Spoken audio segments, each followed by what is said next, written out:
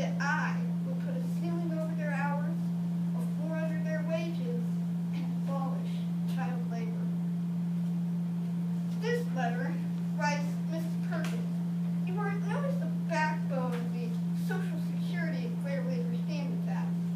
What obstacles did you face and what strategies did you use to get what you wanted? I remember when I had my own agenda, the things I was willing to work towards. When President Roosevelt first approached me about becoming the Secretary of Labor, I didn't want it because of that agenda. Surprisingly, he gave me his blessing. I became the first woman presidential cabinet member, having to navigate myself through a sea of men who were clearly not comfortable working with a woman in their political world. Past experiences in New York prepared me for this. Out of the blue one day when I was still a young woman, I ran into State Senator Hugh Frawley, who was complaining and whining to me about his colleagues. Just before he left, he turned to me and said, every man has a mother, you know. I was baffled because I don't think he realized that he was being arrogant and out of place. But if being motherly did indeed get me what I wanted and for people to open up to me with vital information, then I would become grumpy. Back to the obstacles. Let's see. Another one for me would be collective bargaining, getting company executives and their employees to work and manage together. Our strategy, negotiate for a newfound voice for the labor worker. Finally, the headache, the Supreme Court. They consistently challenged us with the constitutionality of labor and interstate commerce.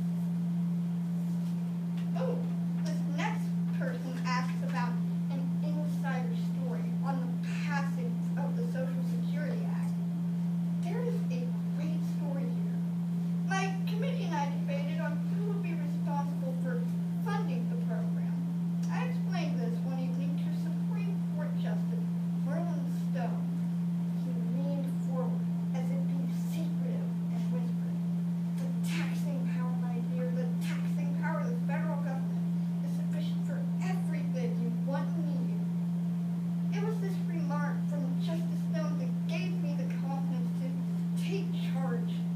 This led me to invite everyone to my home, lock the door, and tell them, so no one goes anywhere until we make the decision. This final question asks about one major accomplishment that came out of my struggles. While we worked with the New Deal, I sent a labor proposal to the White House. In 1938, it passed as the Fair Labor Standards Act. It finally accomplished items on my agenda. Disheartening to me, it watered down child labor regulations. Though one only has to look at Louis Hines' photographs of children in the workplace to know how morally twisted this country has become. In 1936, the Democratic Party platform stated that government has inescapable obligations to its citizens. I believe this act accomplished that. Finally, a victory for the workplace.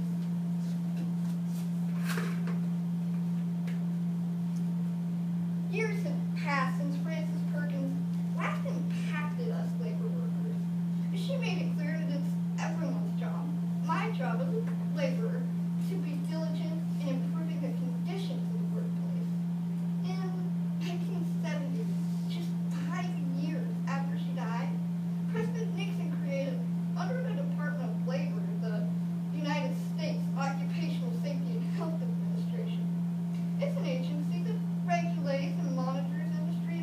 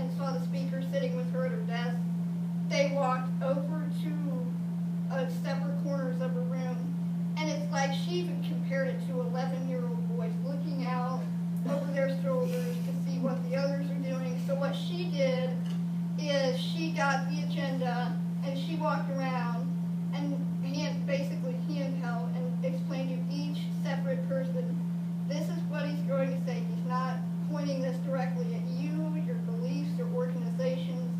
And she did that a lot, especially with those two organizations.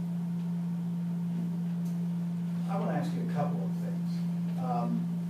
At one point in your performance, you speak about her forging a legacy for workers within the context of course, the Triangle Fire and that horrific disaster.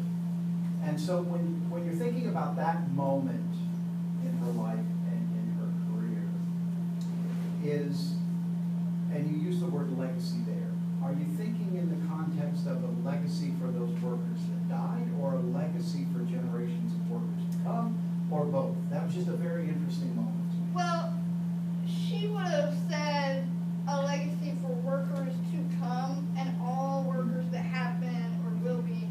But what I put in there, since it was an early moment in her working life, she was focusing on a legacy for those forgotten workers who perished in the Triangle Fire or various workplace disasters. But now, if she were alive, I feel she would say a legacy for all of us. And clearly you see that as a critical moment in her life and in her career. You also bring to the fore this work that she was doing. I think you used the phrase hand-holding, right, between labor and legislators.